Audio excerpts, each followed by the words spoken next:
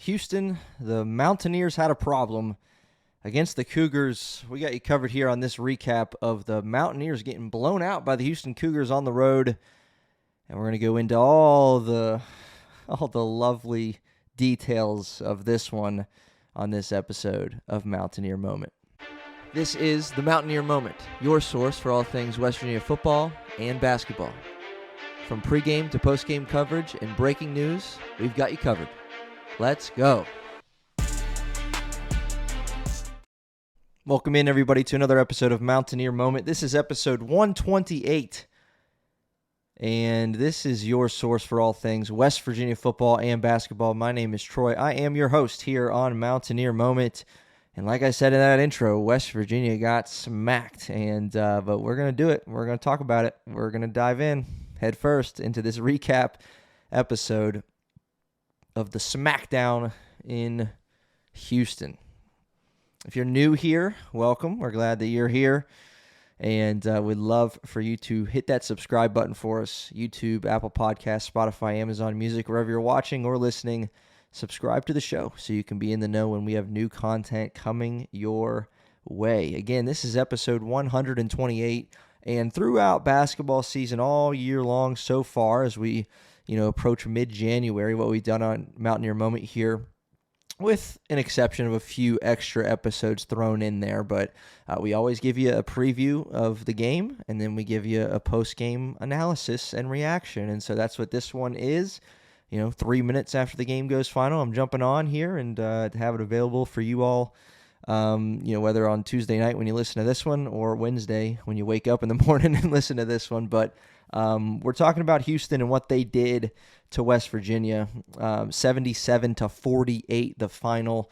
And, we mentioned pregame. I mean, obviously Houston is one of the premier teams in the country, and they have been for the last several years. This is no accident what they just did. They're 16-1 on the season. They're 4-0 to start Big 12 play. This is consecutive blowout wins for them. Their previous coming on the road against Baylor.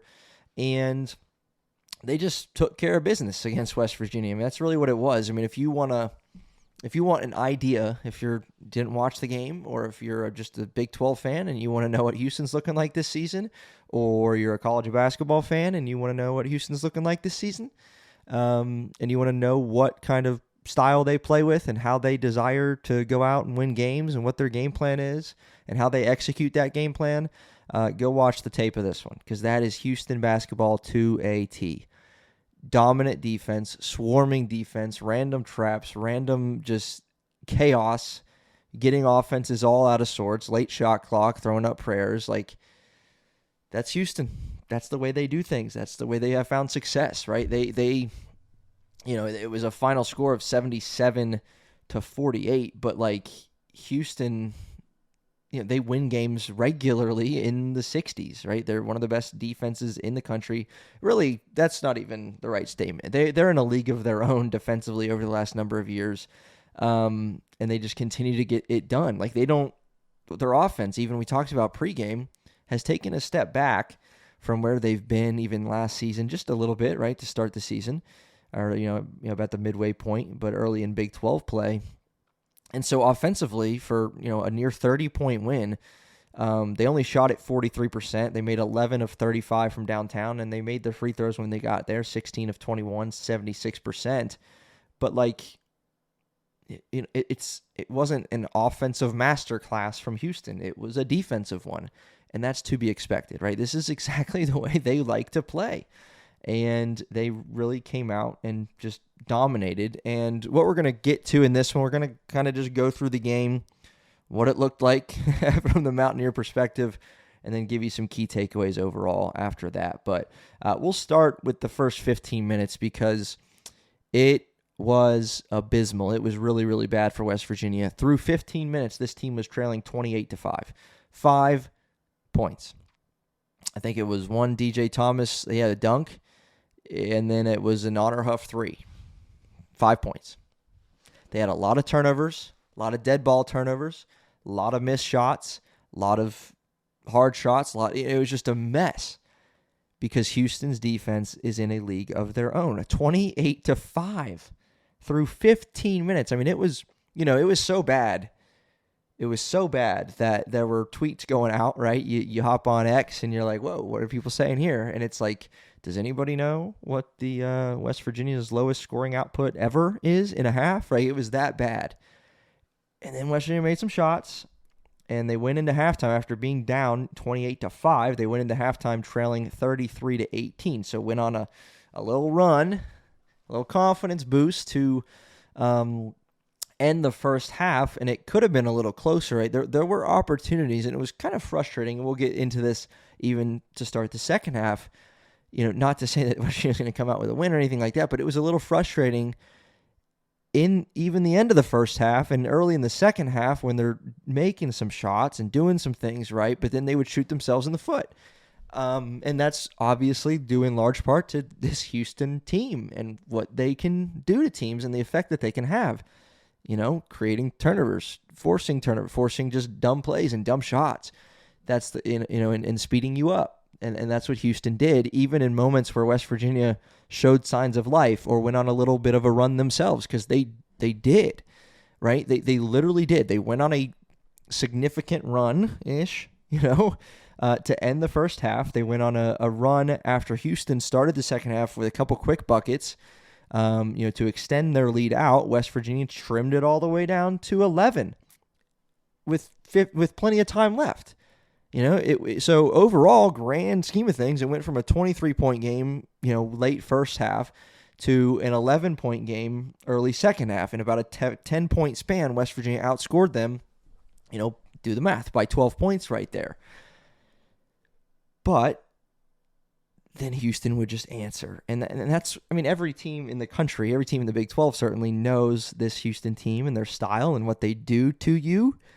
Because you might go on a run, but a couple buckets and they're extending that lead right back out. And it's just so hard to overcome that hurdle again because of how consistently good their defense is. And so in this one, right, I came into this game and I think every scouting report ever against a defensive team like Houston would say you can't get down early because it's just going to be, a 20-point deficit against Houston is like a 35-point deficit against another team. 35-point deficit feels like it against Houston. What it really might only be 20 is what I'm trying to say. And that's what happened, right? You got down big early. Tried to chip away, and you did chip away, but you only could chip it to 11 because you were down so big. And then, 45 seconds later, I think Houston extended that thing out right to 19 again, and there's your ball game, right? It got back out to 19, and it's like, okay, how are we gonna overcome that again? So frustrating, but that's Houston. If you don't leave a game at Houston feeling frustrated for your own team. That's really, really, really, really rare because they're so good and so good at home and so consistent on the defensive end. They said to open up that broadcast, which I agreed with. Obviously, the numbers back it up. Doesn't matter who's playing in that defensive system, they're getting the job done. Year in, year out, they're playing really, really well on that side of the floor. Doesn't matter who they got. Sampson's doing an incredible job coaching those guys to play within that system. But, the third point, right? So it was a bad first 15 minutes, a decent start to the second half where you cut it to 11 early and kept it between like 11 and 15. And then, boom, an absolute onslaught from Houston, right? So it was a second notable run that Houston went on. They went on the run to start the game 28-5.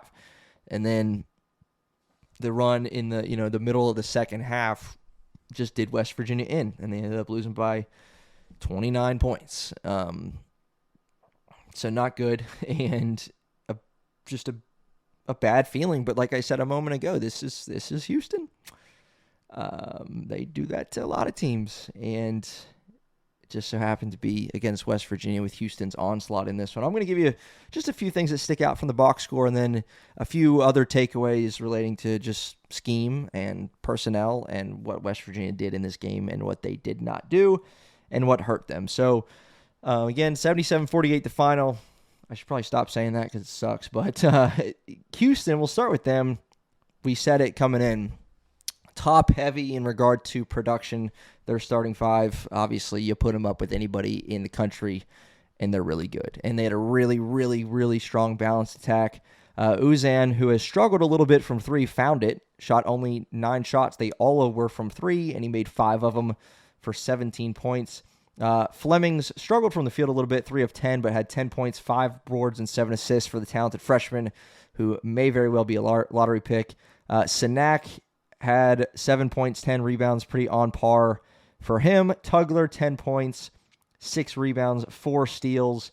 5 of those rebounds were offensive that were just killer at moments. Obviously, throughout this game as a team, they had 12 offensive rebounds, which is just shy of what they average, believe it or not, over 14 a game. Emmanuel Sharp, their leading scorer coming into this one, 5 of 13 from the floor, 13 points, 4 boards, and 3 assists. But then Isaiah Harwell, McCarty, Miller, and Walker each got a couple buckets. 5 points, 7 points, 4 points, and 4 points off the bench. Flip things over to the West Virginia side again. Houston defense, man. Let me tell you, 17 for 46 for West Virginia, 37%. Obviously, Houston got 12 more shot attempts with 58. That is not the discrepancy that they had in their previous game against Baylor, where they had 33 more shot attempts, which is absolutely insane. West Virginia made 9 out of 25 from beyond the arc. Credit to DJ Thomas. We'll talk about him more in a moment, but 4 of 5 from downtown for DJ Thomas, 6 for 8 from the floor to lead the team with 16 points in 22 minutes. West Virginia did not get to the line often, 5 out of 10.